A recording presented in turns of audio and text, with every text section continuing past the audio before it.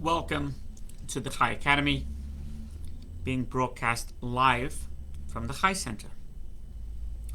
We are knee-deep in a course called Jewish Ethics and Beliefs. So, yesterday, the previous few classes have been on various different subjects, and by the way, each one is self-contained. If you missed yesterday's class, for example, fret not, because this class is a completely different topic, or you'll be able to glean. So, yesterday I believe was sins of fathers. Do we get punished multi-generational? If a parent sins, is that reflected on the kids? And vice versa. Today's class is whose blood is redder, and it's a question that's asked in the Talmud. A person came over to a great rabbi of the Talmud, Rava, his name was, and the person asked Rava, the governor of my province has asked me to kill somebody. And I want to know, and the governor told me, if I don't kill him, I will be killed.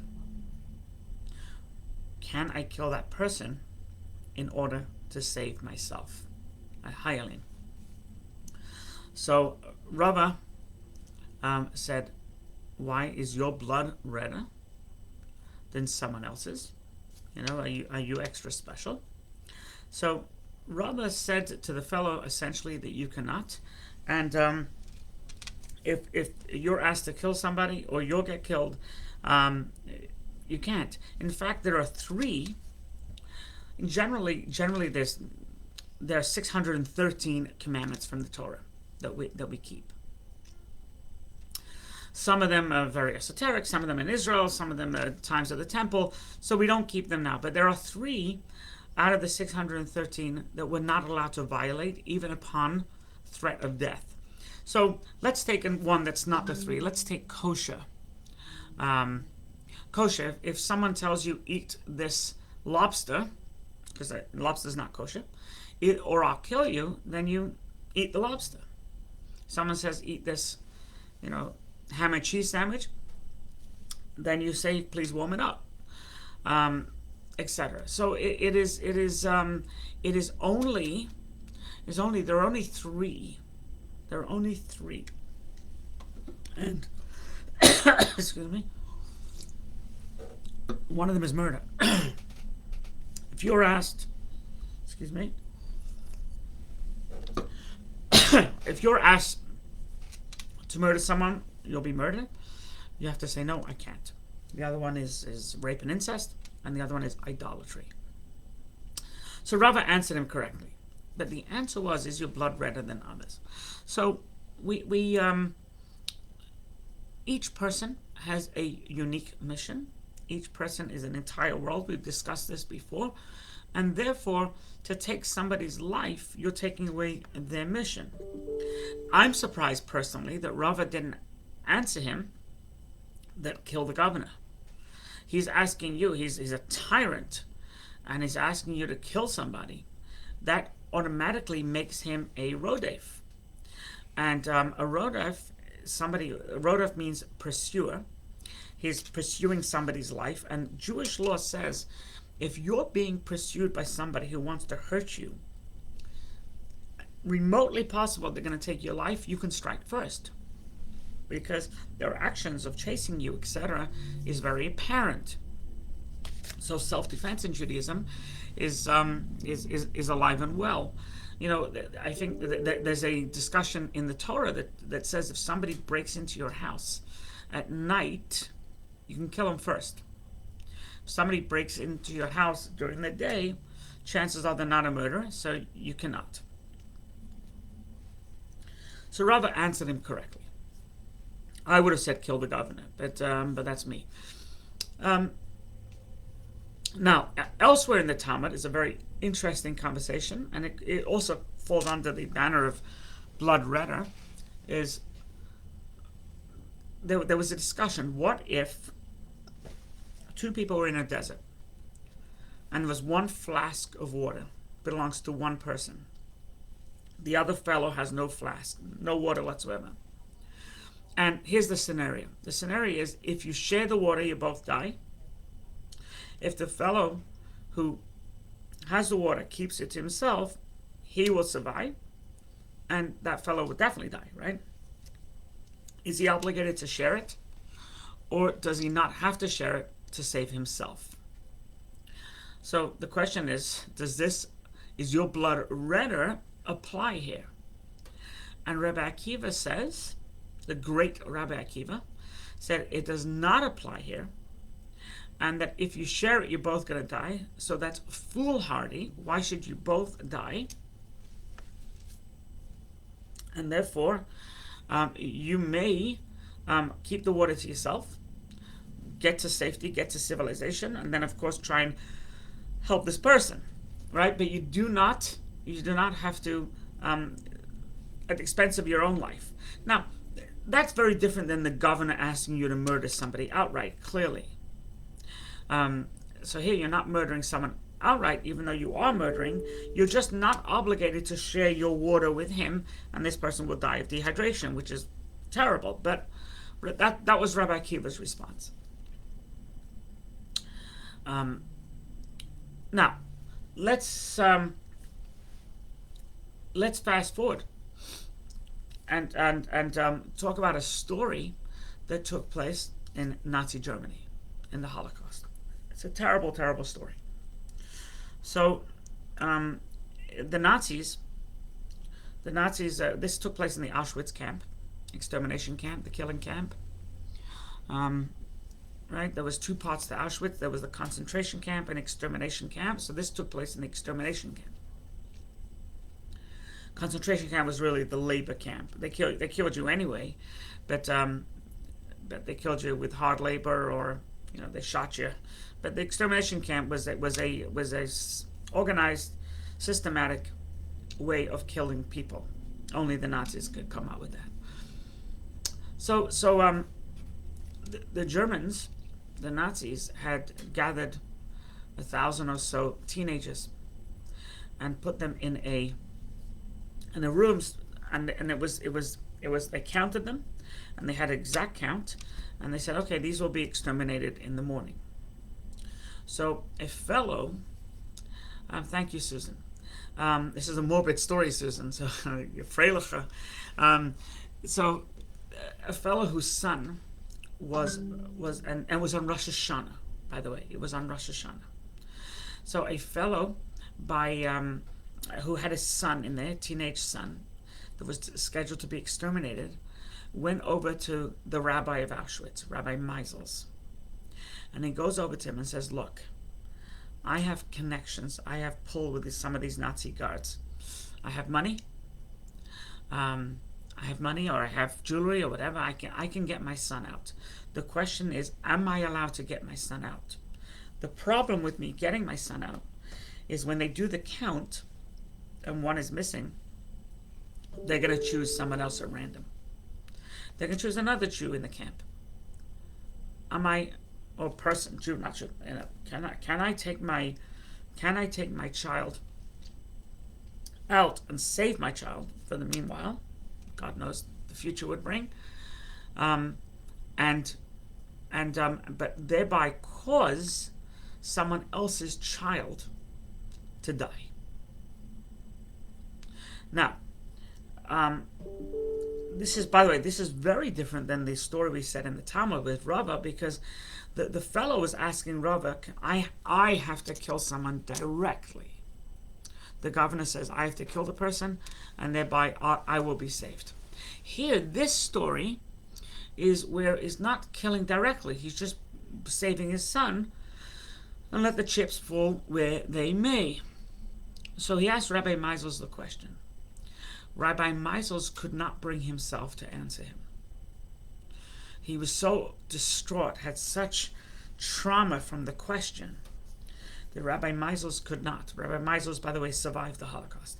He could not bring himself to answer the question. He didn't tell him yes, he didn't tell him no. He was just frozen like a deer in headlights. So the fellow looked at Rabbi Meisels, and this is what Rabbi Meisels attests to. He looked at Rabbi Meisels and he said, I've asked the question from the rabbi in Auschwitz. He gave me no answer to my question. Therefore, I am not going to take my child out, because if there was any way, shape, or form I could have taken my child out, he would have said. Being that he said nothing, therefore I'm not going to take my child out. And because of that, his child passed. His child was killed. Rabbi Meisel said that the whole day, it was on Rosh Hashanah, the whole day, this poor man was saying, that he hopes that God takes the sacrifice of his son, just like Isaac was offered up as a sacrifice to God on Rosh Hashanah, and his son died. So while it is not exactly the same as Rabbi's story, the outcome was the same. Rabbi Meisels did not tell him he could not save his life at the expense of someone else. I mean, what a horror to be put in, but that's the bottom line. That's the bottom line. You cannot, push somebody in front of a line to get hurt. And possibly by the time it reaches the end of the line, the selection would be over. You can't do that. You're not allowed to do that. Now, so that is very extreme cases of blood being redder. But what about pushing yourself in a line? Some billionaire is handing out to $1,000 to a person. And can you push yourself ahead of the line? Can you say to yourself, well, me getting the $1,000 is way more important than Johnny here getting the $1,000? And now there's a limit to this trillionaire's money, right? There's a limit. And can you skip to the head of the line? And the answer to that is you're not allowed to skip a line, period. No. You cannot put yourself in front of a line to benefit you in order and push someone behind. You cannot skip the line, right? You cannot put yourself in back of the line if you'll be benefiting, someone will be hurt. You gotta stay put, essentially. So that's true of money. How much more so is that true? How much more so is that true of wounding somebody? You can't wound somebody to save yourself. Accidents happen, but you cannot consciously hurt somebody. And that's true, by the way, hurting somebody, wounding somebody, physically, mentally, emotionally, spiritually. You just can't. In order to save yourself, you cannot hurt anybody. You're going to have to take your lumps. You cannot. You cannot. Must not. Right? You can't make that decision for someone else. That person can make a decision for you, possibly to say, you know what? You have a child, you go ahead. Men, women and children first, off the ship, etc. But for you to take a child's place or a woman's place, to jump on you can't. However hard it is, you're not allowed to. You're just not allowed to. And that's all there is to it. And that is true over trivial things, by the way. You can't take someone's place in line at a bank, at a U2 concert, you're online to go to a Broadway show. You're not allowed to. All based on the premise that your blood is not redder than someone else's. And it's probably one of the hardest things to keep, especially in crisis like a Titanic. But even you're at a restaurant, for crying out loud, and somebody got there before you, and you cannot tell the waiter, you serve me first and you get an extra $100. You can't do that. You cannot do that.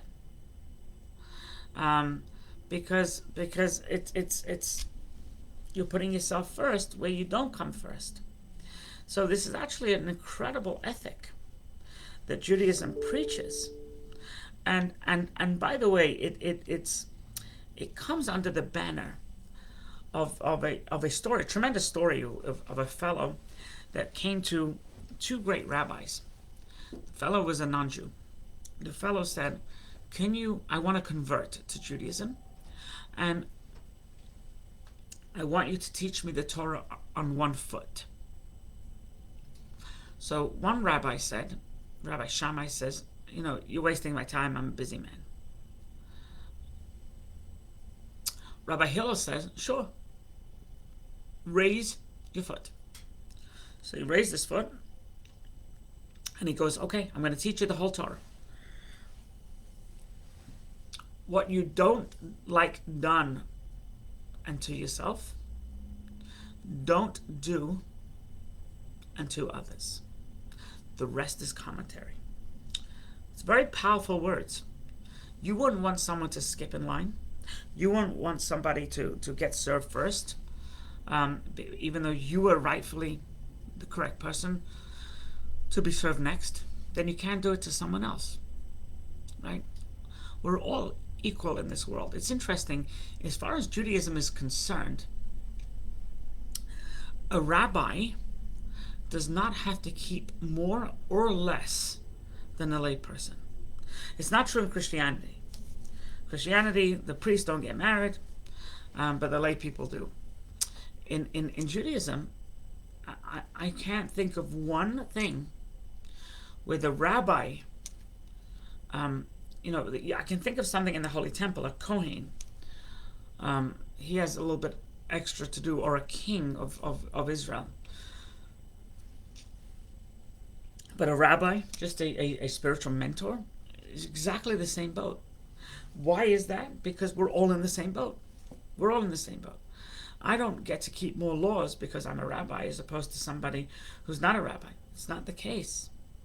There's no hierarchy like that in Judaism, because we all are equal, right? We all are equal.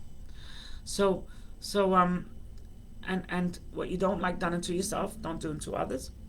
Love your fellow man as yourself. It's all because of the basic premise is your blood is not redder than someone else's. You don't have royal blood. You don't have special blood. In there's the case that took place in Israel right after Israel became independent. So it took a couple of years, I think, to get to a court of law. But a fellow by the name of Rudolf Kastner was brought to court.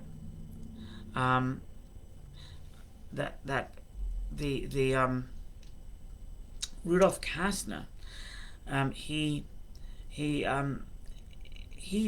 was able to save Jews from the clutches of the Nazis. He had struck a deal with Himmler that a certain amount of money per head. The problem was Kastner chose who was going to be saved. And he says, this one will be saved, this one will be saved, this one, no, I don't care about this one, or I do care, I just don't, it's not a priority. And Kastner was taken to court of law. How could he do such a thing? It's a very sordid story, but the bottom line is you weren't allowed to do such a thing. You can't. As far as Eileen's question about letting someone behind you at the grocery store, you can allow someone in front of you, but you cannot allow somebody in front of you at the expense of someone else. So if the person's right behind you and you want to let them go before you, you can do that all day, because you can. But you must not let two people, the person who's two people behind you go in front of you, because without seeking the permission from the fellow right behind you. You can't do that. It's not right. It's you're doing, you're doing something at the expense of someone else. I just gave a talk to the Suffolk County legislator, and basically my talk was that it's very nice to be altruistic. It's great to be righteous, but you cannot be righteous to some on at the expense of others. Cannot. You cannot. I'm thinking of bail reform, by the way. You can't let somebody. You want to be nice to this criminal, but this criminal is going to hurt somebody else. You can't do that. You got to decide who's a danger to society. If they're a danger to society, letting them out is unfair. It's unjust. It's not righteous. So, Susan, do you mean let someone behind you go? Yeah, you can let someone go behind you go in front of you. Absolutely, all day. You can let somebody go in front, two people behind you, if you don't ask permission from the person directly behind you. That's what I said.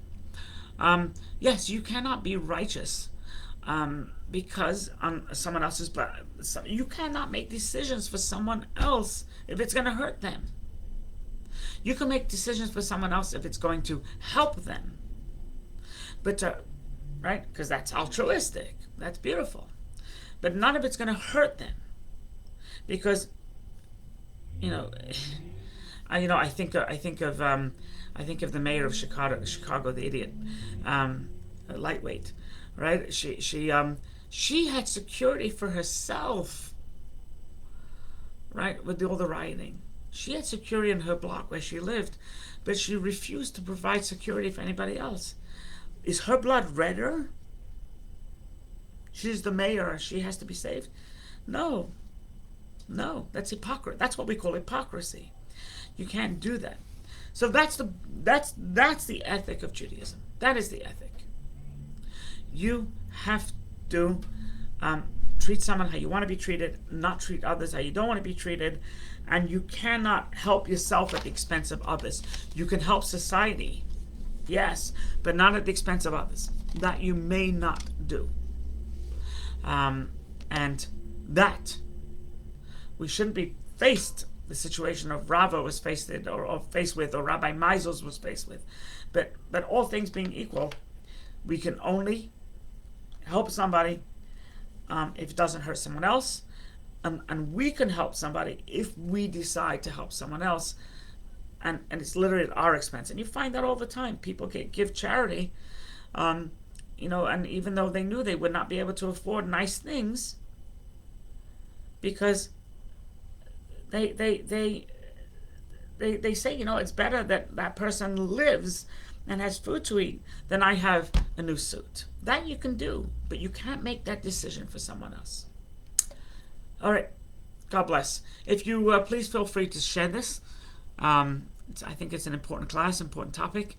And you can always look at thechaicenter.com/academy for more classes. And while you're at it, by the way, thechaicenter.com/Hanukkah, you will see a slew of programs that we have going for us on Hanukkah, that you're invited to each and every one of them. One that touches my heart is going to be December 2nd, where we have there should be, I think there'll be a class Thursday, yes. Please God, unless you hear otherwise. But it's Thursday afternoon. You have the C-Teen, teenagers, coming together with the special needs community and joining together in a Hanukkah program called Hanukkah Extravaganza. Find everything on the web. God bless.